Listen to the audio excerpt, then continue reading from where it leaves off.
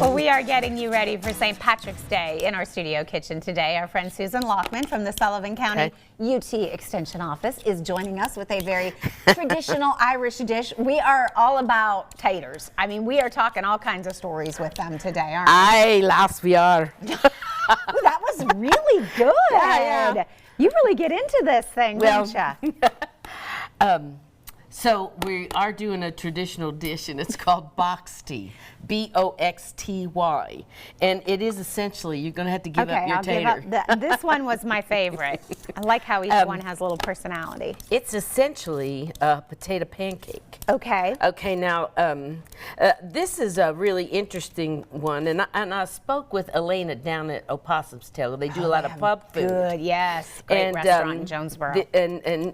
And she was telling me more about this. But the interesting thing about Boxty is they say it's to use up leftover potatoes, mashed potatoes. Who has leftover mashed potatoes? Right, who has leftovers. But at any rate, this is an interesting recipe because it combines, you see how quick that goes? Yeah, you are doing a great job peeling over there. It combines fresh grated potato. Look how pretty that is. It combines fresh grated potato with the leftover mashed potato. So raw potato that's not been cooked. Correct. With the leftovers that are ready to go. And so you're going to get a different texture. Of course, we do cook it. Although, honestly, I mean, if you had a mind to, you can eat a raw potato. It's not dangerous. When I was little, I used to. I loved it. They were like carrots to me, and my mom thought I was, right. But I don't know, they were just fun. Yeah, they're just fun. Okay, so I'm cubing these up, and it does call for it to be grated. Okay. And I brought this grater. Okay. But, and there's also something called a box grater, but that's the old-fashioned thing.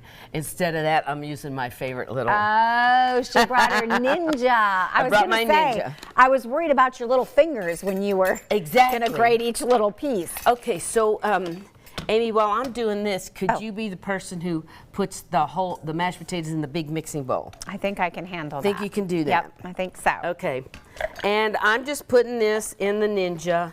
This is a wonderful kitchen tool, and I'm happy to have one. I do love a good Ninja. Okay. Then this time I'm going to operate it correctly the first time. Remember, I've had this on the show a couple times. It's no fun when you operate everything correctly. Okay, you push on the top, not from the side. Ready? 1, 2, 3, 4, 5, 6, 7, 8, 9, 10, 11, 12. Okay, now let's look at it. Oh my gosh, it's so perfect. Isn't that perfect? Okay, now this is a part I wanted to show you about. You were saying you were asking me about this material. Yes. This is a cheesecloth, and it's used for straining. A lot of people use it when they're doing jellies or they're canning things, because it just it can hold the seeds, get the seeds out. So all I'm going to do with this, Amy, is I put it in my cheesecloth, and I'm taking out the blade. Good idea. So I don't squeeze that. And there we go. The end of the show. Okay, so I'm just going to grab it together and twist it and squeeze it, because what we want to try to do is get out extra moisture. I did not realize potatoes had like that extra moisture. Sure they do. Yeah, they're full of water. Most of our vegetables are over 50% water. I'm just squeezing. See, you start to, you see it coming out? Yeah, I sure do. It's like milking a potato. But this, you want to get that out just so that your potato cake ends up being good and firm. Okay. So you don't have any of that watery substance. Okay, so I'm going to look at this, and what I want is I want a kind of an equal amount. Okay, so and the recipe that I provided does measure things. I don't always do that. A lot of times we do have that on our. We'll put that on the website. The whole with recipe. Measurements. Okay, so I have squeezed out, and you see, I'm not getting a lot, but no, that's very true. See that? Big tablespoon, the more you probably. Yeah. But it's just a way to keep when you get to making the actual potato pancake, it'll still be nice and firm. Okay, you be the person who stirs. Oh, okay. Okay. So we're stirring the raw into the mash. Yes, and I'm going to say with your spoon, is that spoon comfortable, or do you want a fork?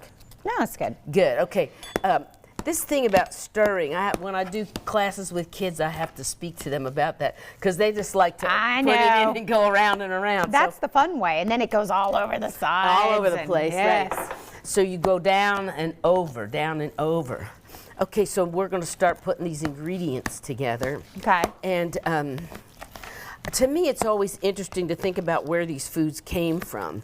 And of course, a traditional Irish recipe is going to come from the agrarian culture that they were in, and that's why you get a lot of root vegetables. Okay. Or you get a lot of, see, now it's spring, and this is the time when, you know, like creases are showing up in the in the streams, but the new green things are coming up. So this recipe added to the potatoes are green onions. Oh, yes, yes, so, yes. Okay. I always think that's a potato's friend, the green onion. Oh, yeah. Oh, yeah. And seasoned traditionally just with salt and pepper. You see a lot of recipes for white pepper. Okay. All right. For so white pepper? Oh, yes, white yes, pepper. yes. Mm-hmm. Okay. Okay, here you go. Okay, so we're adding our green onion. Yeah, and then we're going to add 1 egg. Ah. Egg is your binder. Yeah, you got to have that. Egg is your binder. Holds it all. There'll be just a little bit of flour, which helps. We just don't want it to get runny.